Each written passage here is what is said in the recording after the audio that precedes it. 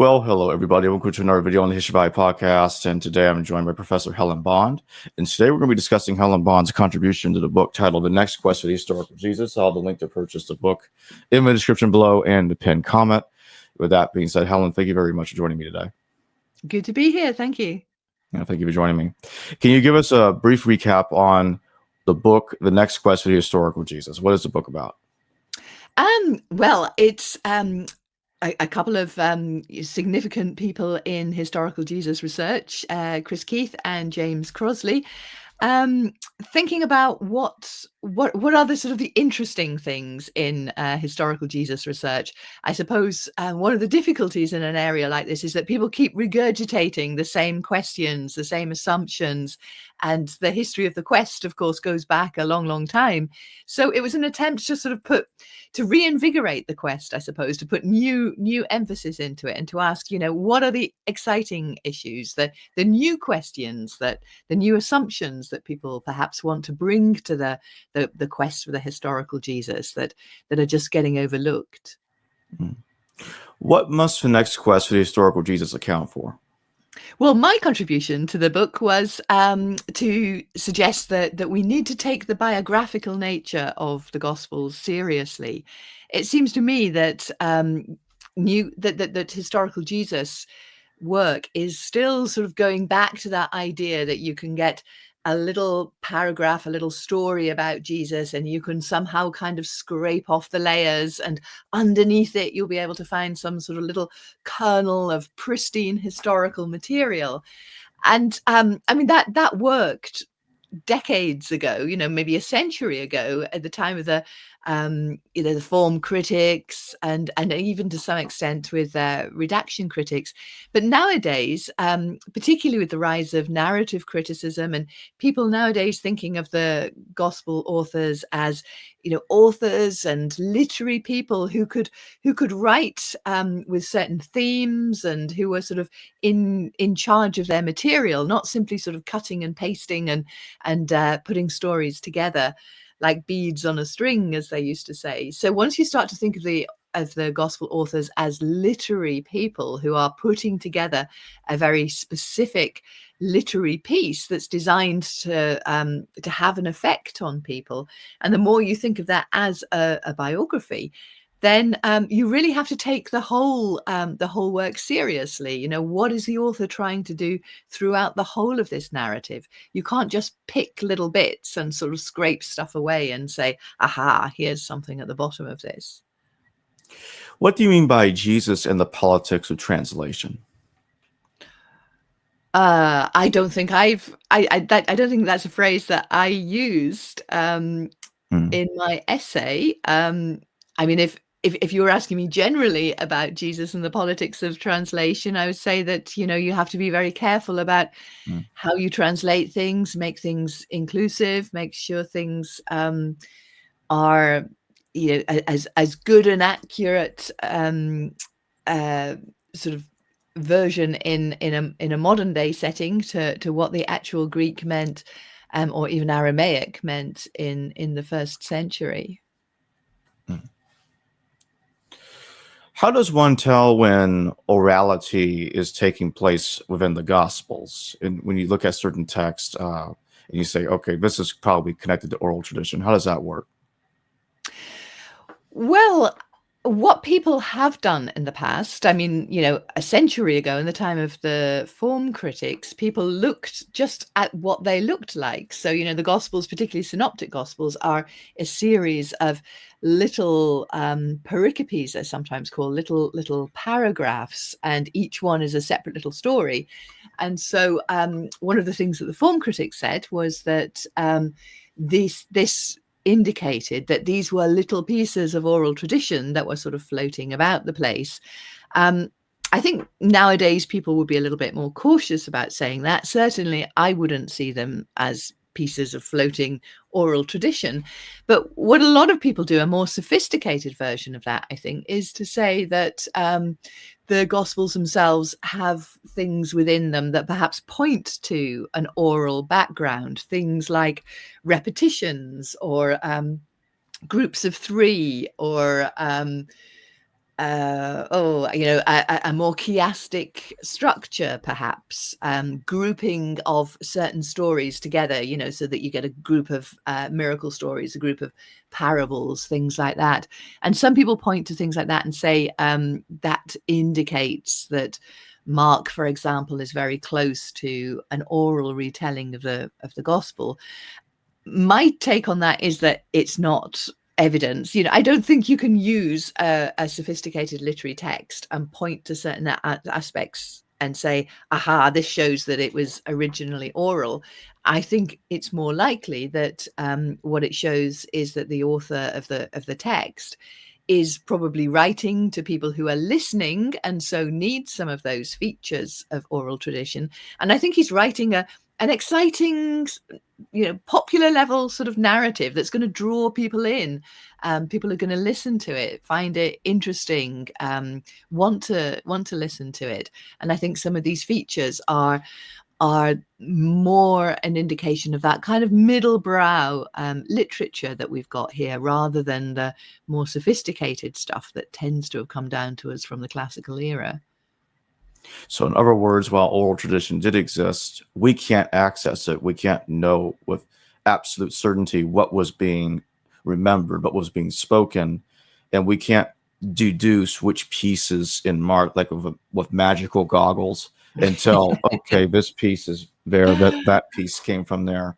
Yeah, if only we had those magical goggles. Yeah, exactly, because our only evidence is in a text. And, there's something very circular about that.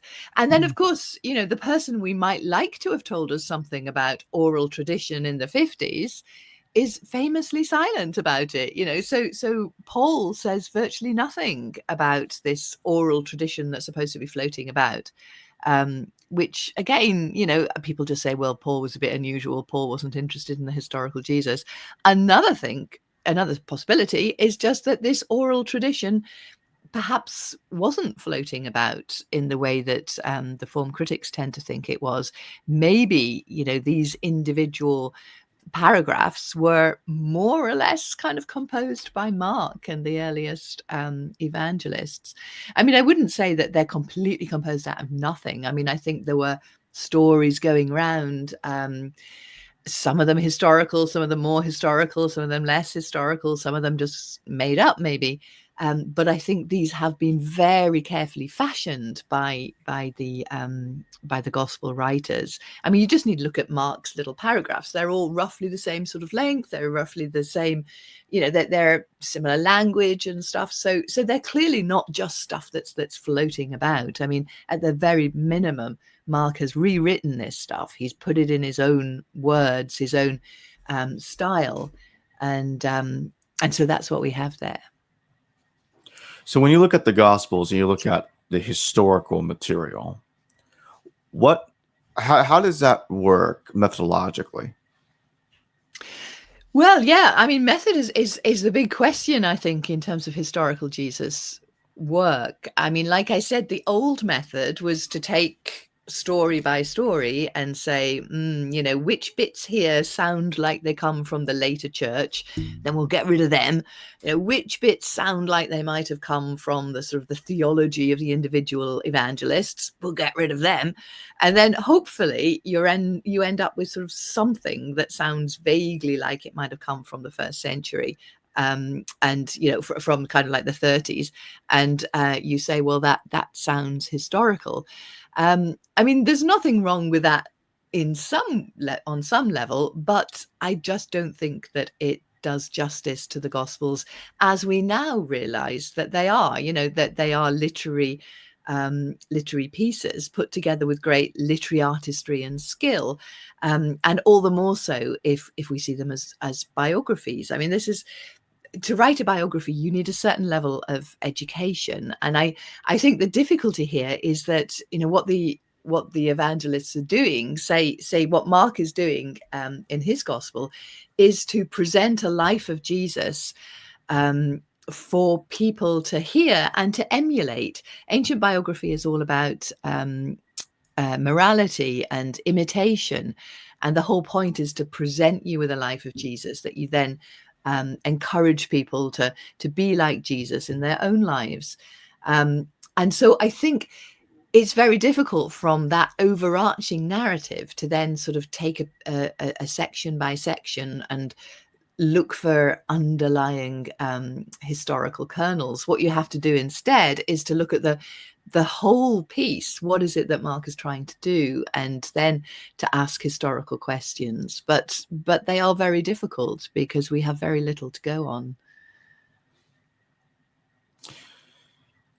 How do Greek biographies compare to the Gospels?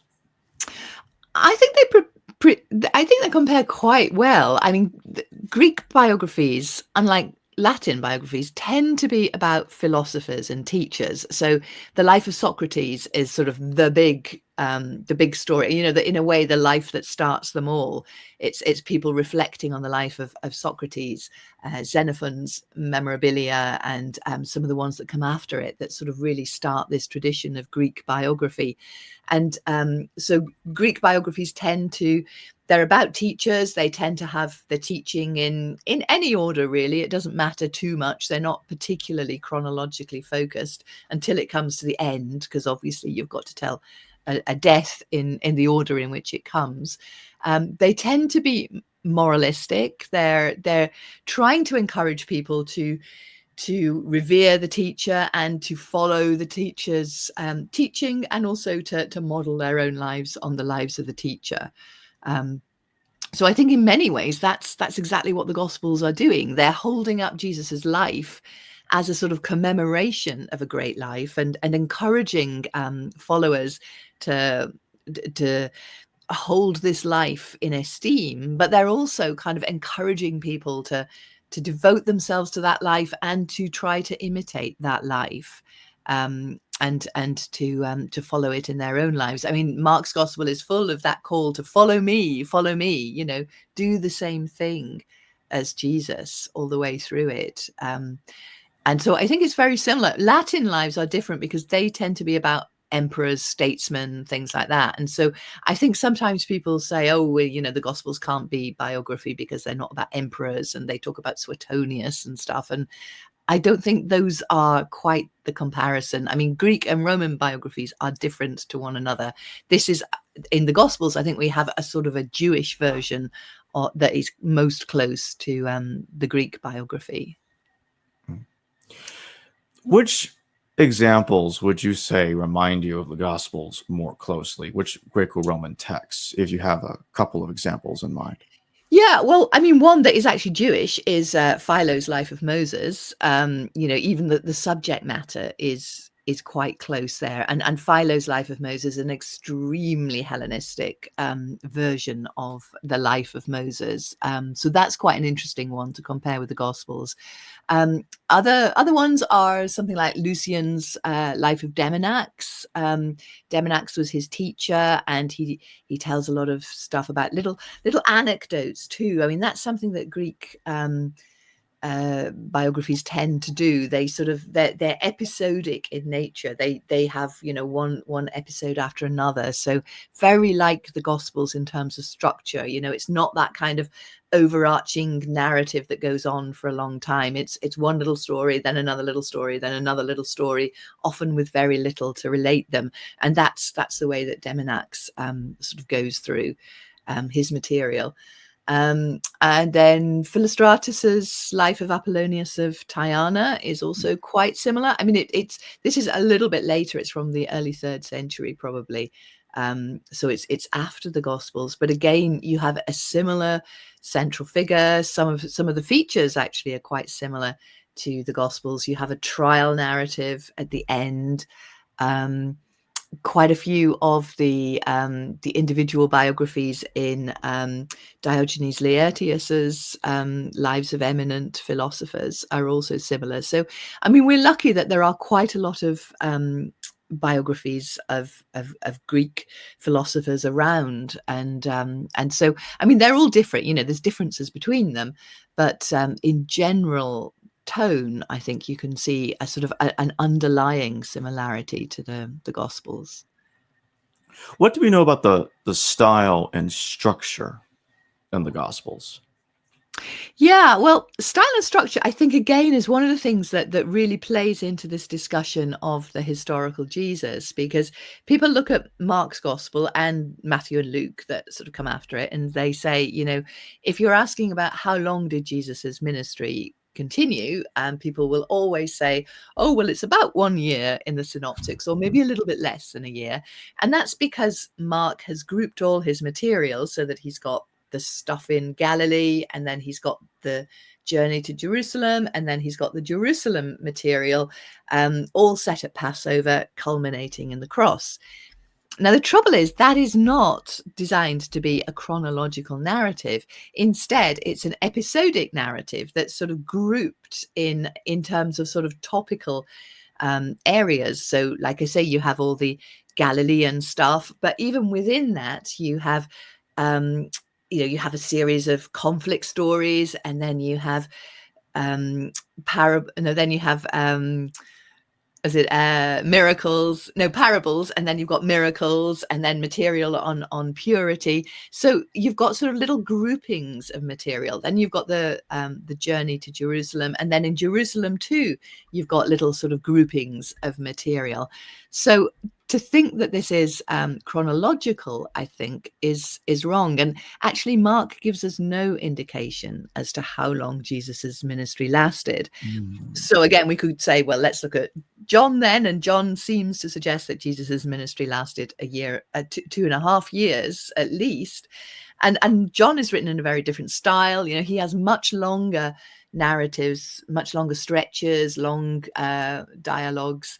But of course, he's clearly theological in many ways too. That doesn't necessarily mean that he's not historical, but I think you can sort of see different stylistic ways of going about telling the life of Jesus in these Gospels, and then that should factor into your discussion of how historical this material is.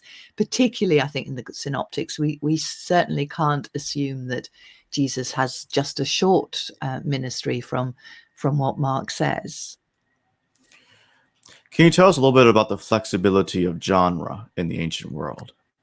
Yeah, I mean, to say that the Gospels are lives of Jesus is really just to say, in general scope and tone, they are most like these lives.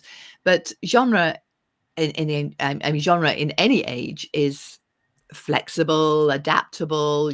People sort of pull and push against the edges of genre, and particularly I think in this period, in the Hellenistic and the early imperial periods, you've got lots of innovation and creativity in terms of literary output. And I think also, when you have an author who's Jewish, who's writing in a Jewish tradition, but also is combining that with a Greek literary tradition, you've got a lot of scope there for innovation. And so the Gospels, although they are generally biographies, they also have other elements tied into that, so they're a bit like histories too, and the border between history and biography was a very sort of narrow one in the ancient world anyway. But Mark's Gospel has elements of apocryphal material in it. Chapter 13 in particular is highly apocryphal in some of the ways that Jesus talks about things that are going to happen at the end of the world. There's also, I think, quite a lot to do with Greek tragedy in Mark's Gospel. There's lots of very theatrical stuff, seeing things, seeing the spectacle, seeing Jesus on the cross. And, the tragic element there, I think, is also quite strong. So the overarching thing might be biography, but you've got, sometimes people talk about different modes within the overall genre. So I think it's quite mixed, and it's not just one thing. To go back to what you were saying about the differences between the Gospels and how one Gospel and this Gospel includes stuff that's not in Mark, and John's very different from the other three. Does this complicate research in terms of trying to understand the biographical nature of the Gospels, in terms of trying to find reliable information, or what one can call reliable information, because Matthew and Luke and John are including material that's not in Mark. Now, granted, just because those are later texts in Mark doesn't mean that they're making up everything that's not in Mark. So what does one do with that? Well, that's a big question, isn't it? Yeah, what do you do with that? I think it, again, is just a question of you have to take each piece of material on its own basis and see what you think about it. I mean, from the point of view of biography, what the Gospels are doing is perfectly natural. You can have as many lives of a great teacher as you want. You know, there are plenty of lives of Socrates or plenty of lives of other, you know, great teachers from the ancient world. In a way, every disciple can kind of write their own lives. So I think it's no surprise that that this life of Jesus keeps getting written and rewritten in different situations, different groups, in response to different historical situations. But yes, then the difficulty is, what do we make of that? And I think that the problem is that we just have no way of knowing whether something that appears in a later gospel is simply a part of the evangelist's literary art, or whether there is some really good chain of sort of sources that go back to the earliest period. Just no way of knowing. And I mean, I did feel that my essay in this in this contribution was a little bit negative. I seem to be saying all the time, well, we just don't know, and we have to be less confident than we often are. But I think sometimes it's useful to realize that we should be a bit less confident than we sometimes are. What does Papias of Hierapolis say about the Gospels? I mean, he says quite a lot, but I mean, in terms of Mark in particular, which was sort of my focus in this essay, I mean, he's the one who gives us the link with Peter, but he's also a little bit dismissive of Mark's literary style. He says he doesn't have any order to it, any taxis. So I mean, it's difficult to know what to make of that. And certainly early church fathers were a bit dismissive about the literary abilities of the evangelists. But that doesn't mean that they had no literary abilities. It just means that, you know, they weren't quite so well educated as some of these extremely well educated church fathers from later on. You know, they're sniffy. The church fathers are sniffy about them, but it doesn't mean they've got nothing. They're kind of, you know, they're perfectly able to write this kind of middlebrow literature. But Papias's link with Peter, I think, is an interesting one. And again, it's difficult to know what to make of that. Is that just wishful thinking? Does Papias just want to link Mark's gospel, particularly since Mark is not the name of a disciple himself? Does he want to nail this one down to a disciple of Jesus? And so he says, well, he was the interpreter, whatever that means, of Peter. Or does he have genuine historical information? I mean, I'm not entirely dismissive of the idea that there is some link there. I quite like the idea that Mark comes from Rome. It seems, you know, that's where the earliest evidence, such as it is, puts the gospel, and it's not impossible, I think. And there's also connections, of course, with Peter and Rome. So if Mark was writing in Rome, it's not impossible that he had heard Peter, or that he knew people who knew Peter, and that there were some links. But of course, that doesn't mean that Mark is writing down word for word whatever Peter says. There's still that kind of literary process going on between the material and then transforming it into a life of Jesus. For my final question, what do you recommend for the next quest of the historical Jesus to engage in terms of biography? What should they do going forward when researching the Gospels as biography? Evan, after that, can you tell the audience about your podcast?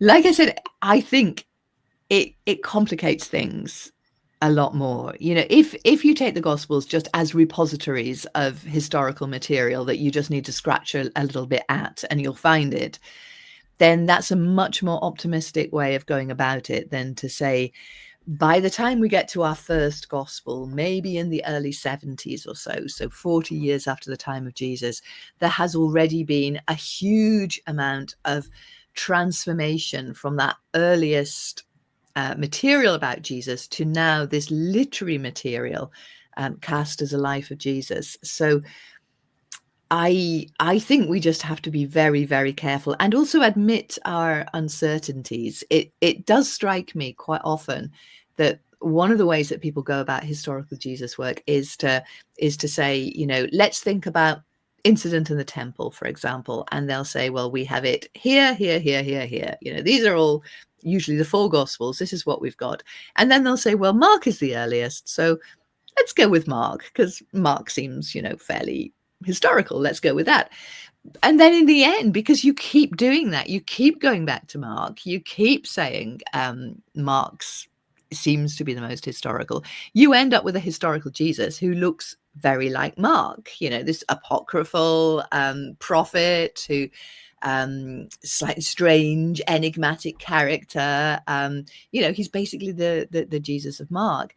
But then I think that's problematic because there's obviously been a great deal of transformation in those 40 years, and we need to just be a little bit more aware that what we are dealing with in all of the Gospels is a literary creation. It's a paper character, even if, I'm sure there is good historical material here in a general sort of sense. I suppose my difficulty is that I'm not sure that we can say much more than that. And can you tell the audience about your podcast? Oh, well, thank you very much. Yes, so I have a podcast along with the wonderful journalist Dave Roos called Biblical Time Machine, and we look at everything to do with the Bible, so Old Testament, New Testament.